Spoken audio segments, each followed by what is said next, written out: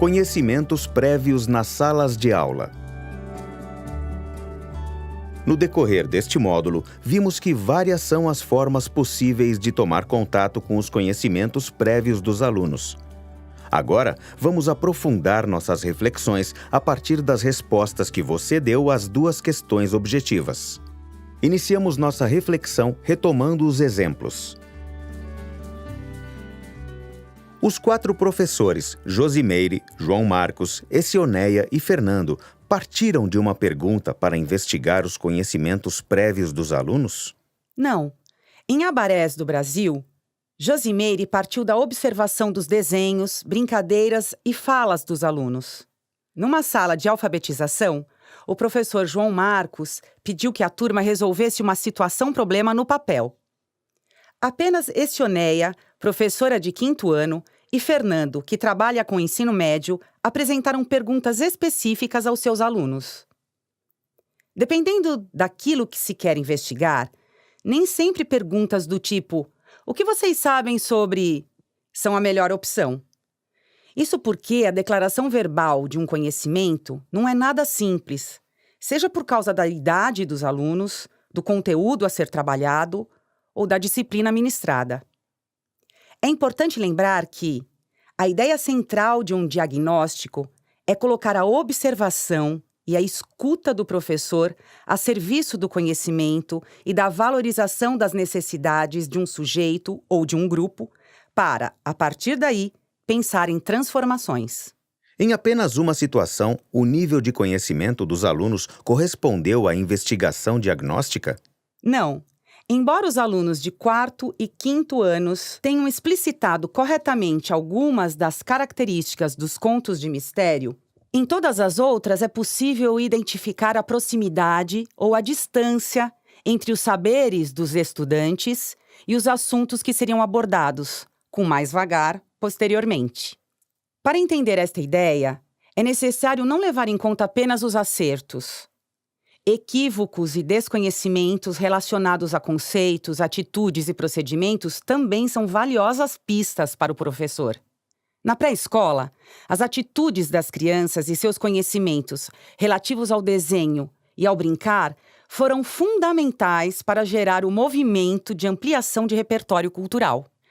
Já os alunos de João Marcos, numa sala de alfabetização, ao apresentarem formas não convencionais de resolver um problema, se depararam com uma contradição que lhes permitiu repensar suas hipóteses e ativar sua curiosidade para encontrar uma ideia melhor. Os alunos de Fernando no ensino médio, mesmo não conhecendo os procedimentos adequados à realização de uma pesquisa, demonstraram alguma intimidade com a tecnologia e comunicaram suas necessidades de aprendizagem. Os diagnósticos propostos por Essioneia no 5º ano e por Fernando no ensino médio cumpriram bem o propósito de verificação do planejamento inicial dos professores? Sim, os 2 exemplos são interessantes por mostrarem situações diferentes. Essioneia ouviu os exemplos dados pelos alunos sobre contos de mistérios para tomar contato com seus conhecimentos sobre esse tema. Fernando percebeu o que os alunos entendiam por pesquisar ao ouvi-los contar como costumam fazer isso por meio da internet. Contudo, em ambos os casos, os professores puderam se basear no resultado do diagnóstico para checar o que tinham em mente realizar. Turmas que não se apropriaram de certos conhecimentos-chave para a compreensão de novos conteúdos exigem que o professor reveja os tempos do trabalho e retome passos anteriores antes de avançar. Já as turmas que demonstram conhecer alguns ou vários dos aspectos envolvidos nos estudos exigem que o professor reavalie o nível de desafio das atividades inicialmente pensadas e os resultados que imaginava alcançar. Agora, vamos refletir um pouco mais sobre as afirmações de Alzubel e Paulo Freire que vimos no início deste módulo. Os conhecimentos prévios dos alunos advêm exclusivamente da bagagem de saberes trabalhados pela escola anteriormente? Não. Os saberes trabalhados pela escola e apropriados pelos alunos anteriormente são, sem dúvida, importantes aspectos a serem considerados. No entanto, suas experiências de vida e as outras fontes de conhecimento a que têm acesso fora da escola também compõem sua rede de saberes. Um exemplo apresentado neste módulo ilustra bem esta ideia. Caso em que os alunos pensaram nos filmes a que já tinham assistido, provavelmente na TV de suas casas, para elaborar hipóteses sobre as características de uma história de mistério. O levantamento dos conhecimentos prévios dos alunos é uma situação de homogeneização dos saberes. Os alunos que sabem menos aprendem com os que sabem mais, certo? Não. Embora a socialização de conhecimentos entre alunos que têm mais informações sobre determinados assuntos e alunos que têm menos possa acontecer, vale pensar que a situação de levantamento de conhecimentos prévios favorece a exposição de ideias, atitudes ou procedimentos nem sempre bem elaborados ou adequados. Neste sentido, o papel do professor é fundamental para que concepções equivocadas sejam discutidas ou verificadas ao longo do trabalho. Não se trata de julgá-las e condená-las logo no início, mas de aproveitá-las como importantes aspectos a serem examinados durante o caminho. Além disso, a aprendizagem não ocorre por osmose. Ela depende de vários fatores, da forma como uma nova informação se entrelaça com aquilo que já se sabe, das oportunidades que se tem ou não para atribuir sentidos sobre determinada questão, da mediação do professor, dentre outros. O levantamento dos conhecimentos prévios dos alunos é um momento de aquecimento do trabalho que tem como principal objetivo aumentar a autoestima dos alunos, deixando-os livres para falar o que quiserem. Essa afirmação está correta? Não. A palavra aquecimento, neste contexto, reduz significativamente o sentido da situação de levantamento dos conhecimentos prévios. Não se trata apenas de estimular os alunos para o trabalho, mas de investigar seus saberes e movimentar seus interesses a respeito de determinadas questões-chave com as quais se pretende trabalhar. A criação de um ambiente em que os alunos se sintam encorajados para se expor é, sem dúvida, uma condição fundamental a ser garantida pelo professor. Aqui temos território fértil para pensar sobre a diferença entre os termos autoestima e confiança.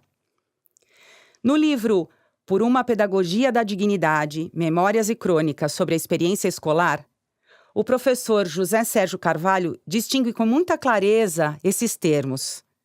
Segundo ele, enquanto a autoestima diz respeito a uma relação entre o indivíduo e a imagem que ele tem de si, a confiança diz respeito a uma forma por meio da qual um sujeito se relaciona com o outro e com o mundo. Confiar na potencialidade dos alunos e em sua possibilidade de ter ideias sobre aquilo que ainda não sabem, acolhendo suas formas de expressão e buscando atribuir-lhes sentidos, é bastante diferente de abrir espaço para o vale-tudo que deixa cada um à deriva. Conhecer o que e como pensam os alunos sobre determinadas questões antes de introduzir um novo conteúdo ajuda o professor a planejar atividades que sejam ao mesmo tempo necessárias, possíveis e desafiadoras para eles. Essa afirmação condiz com o pensamento de Alzubel e Paulo Freire? Sim, conhecer o que e como pensam os alunos sobre determinadas questões antes de introduzir um novo conteúdo ajuda o professor a planejar atividades que sejam ao mesmo tempo necessárias, possíveis e desafiadoras para eles. Na atividade anterior, vimos exemplos de como 2 professores se basearam no diagnóstico para checar o que tinham em mente realizar. Agora, vamos avançar um pouco, tratando da situação de planejamento, e não de replanejamento ou de validação da proposta. O caso da professora que percebeu que os alunos não reconheciam as particularidades de suas etnias, nem se identificavam com elas, é um bom exemplo de situação em que o professor, em vez de verificar, ajustar o que já havia pensado em propor, passa a ter a ideia de o que propor. Retomando a conhecida questão, quem nasceu primeiro, o ovo ou a galinha, vemos que um diagnóstico pode tanto servir ao planejamento quanto ao replanejamento. Outra ideia importante é que o diagnóstico não é uma situação que ocorre apenas uma vez, como disparadora do trabalho. Um professor que entende a importância de estabelecer relações entre o conhecimento que a escola precisa apresentar e os saberes dos alunos, incorpora em sua prática a observação e a escuta atenta como procedimentos regulares. Tanto é que a professora do estudo das diferentes etnias não se deu por satisfeita apenas com sua observação inicial dos desenhos, brincadeiras e falas. Ao planejar o trabalho com as crianças, previu, como uma das etapas, a investigação dos saberes da turma sobre índios, negros e brancos. Isso não significa dizer que a cada passo do trabalho é necessário parar para fazer diagnósticos. Trata-se apenas de compreender que, ao mobilizar os saberes dos alunos sobre algumas importantes questões que vão aparecendo nas diferentes etapas, o professor tem mais condições de promover interações.